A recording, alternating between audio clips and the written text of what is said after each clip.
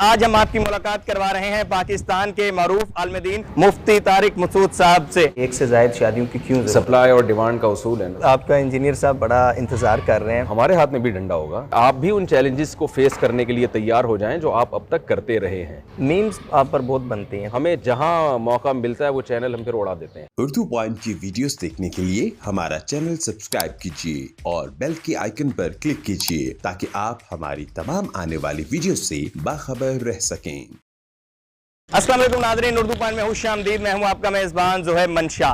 Nadreen, आज हम आपकी मुलाकात करवा रहे हैं पाकिस्तान के मारूफ आलिम जो अपने खूबसूरत अंदाज़े बयां, डायलॉग्स, किस्से, कहानियां और फन्नो मज़ाक से भरपूर लतीफ़ों की वजह से हमेशा सोशल मीडिया पर वायरल रहते हैं। और ना सिर्फ वायरल रहते हैं बल्कि उनकी मीम्स भी बनाई जाती हैं। जी हाँ, हम बात कर रहे हैं मुफ्ती तारिक मसूद साहब की। आज हम आपकी मुलाकात करवाने उनके मदरसा में लेकर आए हैं और जानते हैं कि उनकी जो मीम्स बनाई जाती हैं क्या ये खुश होते हैं या गुस्सा आता है। और सबसे बढ़कर आजकल जो सोशल मीडिया पर मुफ्ती तारिक मसूद और इंजीनियर मोहम्मद अली मिर्जा के दरमियान एक चैलेंज चल रहा है। ये आखिर कब मुलाकात होने जा रही है, कब मुलाकात होगी और इससे हासिल क्या होगा। चलिए चलते हैं, ये सारी बातें करते हैं मुफ्ती तारिक मसूद साहब से। अस्सलाम वालेकुम मुफ्ती साहब, कैसे हैं आप? ऐसी कहानी सुनानी है या कोई ऐसा किस्सा सुनाना है या कोई ऐसा लतीफ़ा सुनाना है जो आपने पहले कभी ना सुनाया? ऐसा ना करें। ऐसा करेंगे तो कोई भी नहीं आएगा। चलें जी, मुफ्ती साहब हमारे साथ मौजूद हैं। ये मदरसा है, मस्जिद है जहाँ मैं तकरीबन 13-14 साल से इमाम हूँ। अच्छा, तो यही मेरा घर भी है जी, और ये ऑफिस है मेरा जी। ये मेरी क्यारी है। अच्छा, लेकिन ये क्यारी जो है ये अभी इसमें मिट्टी हमने डलवाई है। अच्छा, तो इस पे मैं इंशाल्लाह भिंडी, मिंडी, हरी मिर्चें, जी, जी। जो चीज़ें शौक से खाता हूँ वो लगाऊंगा इसमें इंशाल्लाह। मुझे गार्डनिंग का शौक है। अच्छा। बकरियां पालना। इधर सामने ग्रिल है, वहाँ मेरा दुम्बा बंधा हुआ है। अच्छा, गुड। ठीक है ना। और बहुत दहशतगर्द किस्म का दुम्बा है। अच्छा, उसकी कुर्बानी होगी क्या? वो इंशाल्लाह कुर्बानी अभी है इसी ईद पर इंशाल्लाह। बाकी शौक तो Hobbies। मीडिया पे पता ही है आप सबको। दीन के अलावा हम आपको देखते रहते हैं, सुनते रहते हैं। जॉगिंग शौक है। जी। स्विमिंग का मौका मिले तो टाइम मिलता नहीं है, वरना स्विमिंग का बहुत शौक है। अच्छा, स्विमिंग, जॉगिंग, यही शौक है। यहाँ से हमारी जितनी भी रिकॉर्डिंग्स होती हैं, अच्छा, जिसमें बहुत सारे टॉपिक आप सुनते रहते हैं, ये सारे लतीफ़े वतीफ़े यहाँ से पार्सल होते हैं। अच्छा, तो ये कब से है स्टूडियो? इसको मेरा ख्याल है 1.5-2 साल हो गए शायद।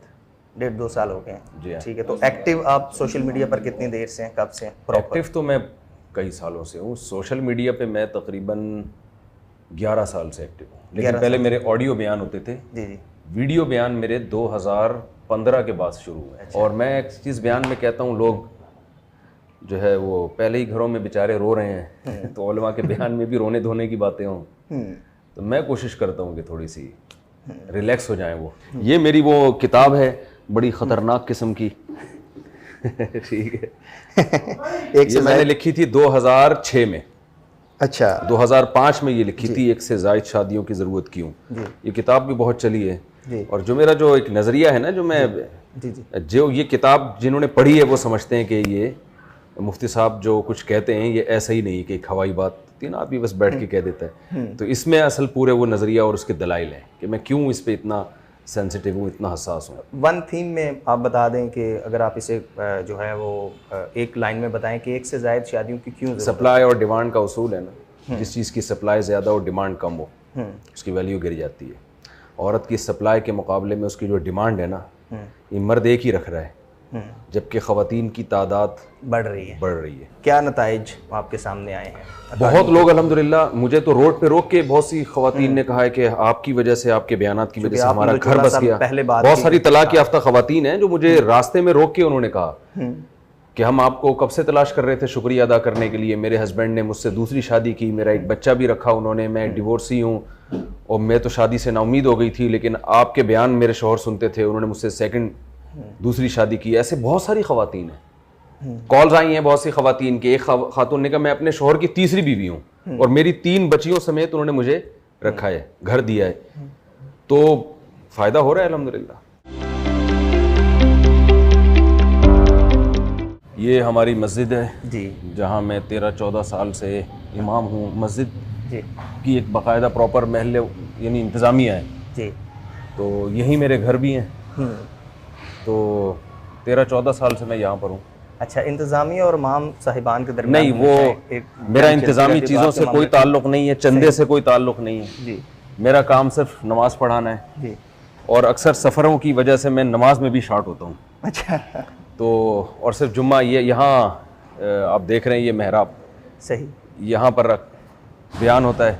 जी जी जी, माशाल्लाह। इसमें भी 5-6 साल तक कोई पुराना सा किसी ने कोई जानमाज लटकी हुई थी जिसके धागे निकले हुए होते थे। अच्छा अच्छा। किसी ने तर्ज खा के ये लगा दी है। अच्छा। वरना उसी स्टाइल में ये बयान जा रहे थे। तो यहाँ हमारे बयान होते हैं, हम यहाँ भी जो जुम्मे का खुतबा है वो इधर ही होता है। इतवार का बयान होता है ईशा के बाद और जुम्मे का बयान होता है। मैं लोगों से कहता हूँ कि भाई हर चीज़ में 1 नंबर भी होते हैं, 2 नंबर। डॉक्टरों में सारे 1 नंबर नहीं होते, 2 नंबर भी होते हैं। तो हर फील्ड में होते हैं, तो मौलानाओं में भी होते हैं। 1 नंबर भी होते हैं, 2 नंबर भी होते हैं। तो किसी 2 नंबर को देख के ये कहना कि सारे मौलवी ऐसे, सारे उलमा ऐसे, ये गलत सोच है। इसको चेंज, और हमें इस्लाम को फॉलो करना है ना, इस्लाम तो गलत नहीं है। क्या आप समझते हैं कि कोई ऐसा निज़ाम नहीं आना चाहिए या ऐसी एजुकेशन का वे आए कि जहाँ से दीनी दुनियावी दोनों एक ब्रॉडर लेवल बिल्कुल समझते हैं। इसी वजह से तो हमारे यहाँ जो जामिअत रशीद में दीनी दुनियावी दोनों तालीमात का यानी आगाज़ किया गया, सिलसिला जारी, और इसका बहुत अच्छे रिजल्ट नताइज निकल रहे हैं। मेरे शागिर्दों में MBBS डॉक्टर हैं जो आलिम हैं, मेरे शागिर्दों में NED से पढ़े हुए इंजीनियर लड़के हैं जो प्रॉपर आलिम हैं। तो मैं जब इंट्रोडक्शन करवाता हूँ लोग हैरान होते हैं कि मुफ्ती साहब का शागिर्द एक डॉक्टर कैसे हो सकता है। तो ये जामिअत रशीद की मेहनत है अल्हम्दुलिल्लाह, और भी बहुत से इदारे कर रहे हैं। लेकिन ये कि वो सिलसिला जो है कि जिसमें खालिसतन दीनी तालीम हो, ये भी ज़रूरी है। कुछ ऐसे लोग भी तो होने चाहिए जो सारा यानी ओढ़ना बिछोना दीनी तालीम को बनाए, और फिर वो बकदरे ज़रूरत कुछ दुनियावी तालीम भी हासिल करें ताकि माशरे में सर्वाइव कर सकें। रहना तो दुनिया में ही है ना, तो अगर यहाँ की एजुकेशन नहीं होगी तो आप सर्वाइव कैसे करेंगे। और इमाम मोहम्मद जो इमाम मुनीफा के शागिर्द हैं, उनका एक मशहूर कौल है, मल्लम यारिफ बिहली ज़मानिही फहुवा जाहिल, कि जिसको अपने कल्चर का नहीं पता, लोगों के हालात से वाकिफ़ नहीं है, तो वो आलिम होके भी जाहिल है। तो उसके लिए तो आपको ये दुनियावी तालीम किसी हद तक ज़रूरी है ना, ताकि आपको कौम का तो पता चले किस तरफ जा रही है, लोगों की तरजीहात क्या है। मीडिया पे अगर नेगेटिविटी फैलाई जा रही है तो पॉजिटिविटी भी मीडिया ही के जरिए की जाएगी। वो 4 आदमियों को बैठा के आप, वो सुना होगा लतीफ़ा आपने, 4 आदमी जन्नत में जाने वाला, सुना दे। ये जो आजकल नए नए फितने आ रहे हैं ना कि बस वो सारे गलत हैं, मैं सही हूँ। तो ऐसे लोगों के बारे में वो एक आदमी ने ख्वाब देखा कि ख्वाब आया, उससे पूछा गया भाई तू जन्नत में जाना चाहता है जहन्नम में? उसने कहा यार कौन जहन्नम में जाना चाहता है। उन्होंने कहा भाई देख लो, एक दफ़ा विजिट कर लो। ख्वाब की बात है ये, इसको सीरियस न लें। हमारी आवाम भी एकदम जज्बाती हो जाती है, मेरे खिलाफ ही फतवेबाजी ना शुरू कर दे। तो वो जहन्नम में गया तो देखें पक रही हैं, जन्नत में गया तो देखा कि यार लोग दाल चावल खा रहे हैं। ये क्या माजरा है यार, ये जन्नत में देखें और जन्नत में, जहन्नम में देखें और जन्नत में दाल चावल। तो फरिश्तों से पूछा भाई ये क्या है? तो फरिश्तों ने कहा अब 4 आदमियों के लिए हम देख पकाएं क्या? मतलब ये कि जन्नत में 2-4 लोग ही गए। तो ये जो हमारे यहाँ सिलसिला चल पड़ा है ना कि सारे गलत हैं, ये भी मैं नाम नहीं लेता, यानी वो भी गलत, वो भी गलत, वो भी गलत, वो भी गलत, मुझे पता है इस्लाम का। इसका मतलब ये आदमी जाएगा, 2-4 इस जैसे और जाएंगे, बाकी तो सारे अब तक गलत लोग थे। तो शायद जन्नत में फिर दाल चावल पके उनके लिए। नहीं, आजकल आपका इंजीनियर साहब बड़ा इंतज़ार कर रहे हैं। और नहीं, इंजीनियर साहब बिल्कुल भी इंतज़ार नहीं कर रहे। मेरा जो बयान है आखिरी गुजारिश इंजीनियर साहब से, उसमें मैंने 2 टोक लफ्ज़ों में कहा है कि आपने मुझसे कहा है कि मुफ्ती साहब अल-मुहन्नद अल-मुफन्नद पे बात करेंगे उलमा देवबंद के अकायद पे, तो मैं इसके लिए रेडी हूँ। लेकिन मैं ये कह रहा हूँ कि आप भी उन चैलेंजेस को फेस करने के लिए तैयार हो जाएं जो आप अब तक करते रहे हैं। बहुत सारे चैलेंज उन्होंने किए हैं ना, और बल्कि थोड़ी सी मैं सख्त ज़बान इस्तेमाल करूँगा कि आपने कुरान और सुन्नत के नाम पे जो माजरत के साथ जो झूठ बोले हैं, ठीक है ना, आवाम को बेवकूफ़ बनाए, मैं उस पर बात करूँगा आपसे। तो मैं ये नहीं चाह रहा था, ये स्टाइल हो मेरा। तो अब आप भी तो उनको फेस करें ना। तो मैंने वो एक आखिरी गुजारिश के नाम से वीडियो बयान रिकॉर्ड करवाया था 5 मिनट का। उसमें मैंने कहा था कि मैं तैयार हूँ, जिस पे आपने कहा है ना बात करें, मैं उस टॉपिक पे बात करता हूँ। तो आप भी उन चैलेंजेस को फेस करने के लिए तैयार हो जाएं जो आपने किए हैं। तो टू द पॉइंट आप एक वीडियो रिकॉर्ड करवाएं जिसमें सिर्फ इतनी बात कहें कि मुफ्ती साहब तैयार हो गए हैं उन चैलेंजेस पे बात करने के लिए जो मुफ्ती साहब ने किए हैं, या उलमा देवबंद के जो भी अकायद जो भी बात वो करते हैं। तो मैं भी उन चैलेंजेस पे बात करने के लिए तैयार हूँ। तो वो तो कह रहे हैं जिस दिन ये होगा, तो मैंने कहा मैं फौरन इंशाल्लाह अपने आने की डेट बता दूंगा। तो टू द पॉइंट बयान, मैंने कहा था ये बात हाँ या ना में जवाब चाहिए, तो मोहतरम का टू द पॉइंट 17 मिनट का बयान आया है। तो टू द पॉइंट इतना लंबा है, तो आउट ऑफ द पॉइंट कितना लंबा होगा फिर आप खुद सोचें। तो ये मोहतरम अली मिर्जा साहब ने, ऐसा नहीं है कि उम्मत को में इत्तेहाद पैदा किया हो, एक नया फिरका बनाया है इन्होंने। इत्तेहाद इस तरह नहीं होता जिस तरह ये कर रहे हैं। क्या इत्तेहाद का स्टाइल वो है जो मौलाना तारिक जमील साहब कभी किसी, हमने तो कभी नाम भी नहीं लिया था, ये देवबंदी, बरेलवी, अल मुहन्नद, अल मुफन्नद, कभी मैंने जिंदगी में कभी नाम नहीं लिया ना। उन अकीदों को हमने कभी उनके दिफा की कोशिश की है। यहां तक मैंने बयान किया कि हमारे असल अकीदे वो हैं जो अकीदा तहाविया में लिखे हैं, और जब भी कोई गैर मुस्लिम इस्लाम कबूल करता है हम उसको वो बताते हैं, ईमान मुफस्सल, ईमान मुजमल। मैंने तो अपनी जिंदगी में अब तक, हालांकि मैं तो दरसे निजामी मैंने पढ़ा है, मैंने अल मुहन्नद, अल मुफन्नद का हमें तो पता भी नहीं था इसमें क्या लिखा हुआ है। ये किस्से पुराने हो चुके थे, ये बहसें खत्म हो चुकी थी, नए सिरे से एक पुराने किस्से उठा के उम्मत में आग लगा देना। तो इस्लाम के जो बेसिक अकायद या उलमा के जो बेसिक अकायद हैं जिसके बगैर आप मुसलमान नहीं हो सकते, वो बहश्ती ज़ेवर में लिखे हैं, अकीदा तहाविया में लिखे हैं, ईमान मुफस्सल, ईमान मुजमल, जो हम गैर मुस्लिम को इस्लाम कबूल करते हुए जो अकायद पेश कर। लेकिन हम तो फिर भी कह रहे हैं हम इसमें भी बात करने के लिए तैयार है ना।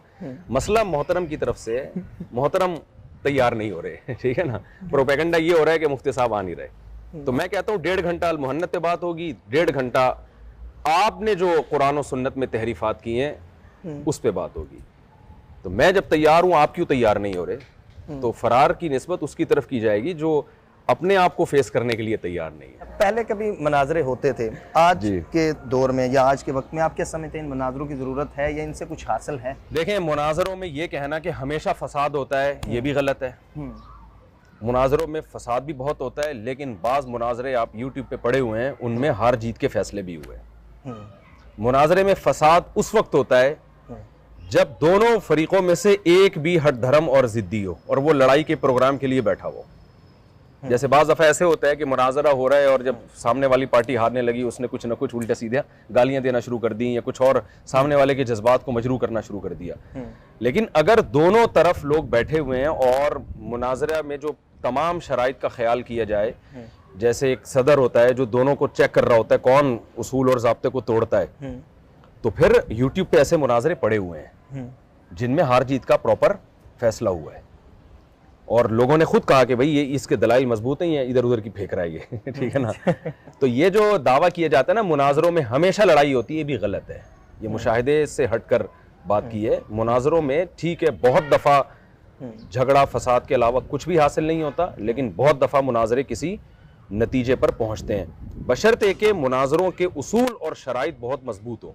अच्छा मुफ्ती साहब बताएं कि जो दीनी लोग हैं, जो मजहबी लोग हैं, उनमें आप किस चीज़ की कमी महसूस करते हैं? देखिए, मैं छोटा आदमी हूँ ठीक है ना, जो दीनी और मजहबी लोग हैं, लेकिन ये कि एक चीज़ बहुत वाज़ेह नज़र आती है, उसका थोड़ा सा दीनी लोगों को ख्याल करना चाहिए जी। जो उलमा बताते रहते हैं हमें जी कि उसमें एक अहम चीज़ ये है कि थोड़ा दीनी और मजहबी लोगों में जज्बातियत का अंसर थोड़ा सा ज़्यादा नज़र आता है। यानी गुस्ताखी के मामले में फतवा देने में, आप देखें कोई भी किसी की ज़बान से कोई लफ्ज़ मिंबर पे ऐसा निकल जाए। अब डॉक्टर जाकिर नाइक का जो हशर किया था, डॉक्टर साहब ने नबी सल्लल्लाहु अलैहि वसल्लम के बारे में कह दिया कि आप कुछ ऐसे अल्फाज कह दिए थे, हालांकि उनकी नीयत भी बुरी नहीं थी, फ़ौरन उस पर गुस्ताखी रसूल का फतवा। तो ये हमें नबी की सीरत में ऐसा नहीं मिलता। तो ये कोई इश्क़ मुस्तफ़ा नहीं है कि आप लोगों की ज़बान की लुढ़खड़ाहट को, उनकी गलतियों को पकड़ पकड़ के आप उन पे फतवे लगाएं। किसी भी शख्स की ज़िंदगी देखनी पड़ती है। नबी सल्लल्लाहु अलैहि वसल्लम ने फरमाया कि एक शख्स का ऊँट गुम हो गया और जब उसे वो ऊँट अचानक मिला तो खुशी में क्या कहता है, अल्लाह तू मेरा बंदा मैं तेरा खुदा। हालांकि कहना ये चाहिए था मैं तेरा बंदा तू मेरा खुदा, लेकिन आपने फरमाया अख्ता मिन शिद्दतिल फराह, खुशी में बेचारे की ज़बान से गलत लफ्ज़ निकल गए। मैं कहता हूँ ये हमारे मुआशरे में होता ना, 20-30 आदमियों ने उसके ऊपर चढ़ जाना था ठीक है ना, तूने कलमा कुफ्र कहा है।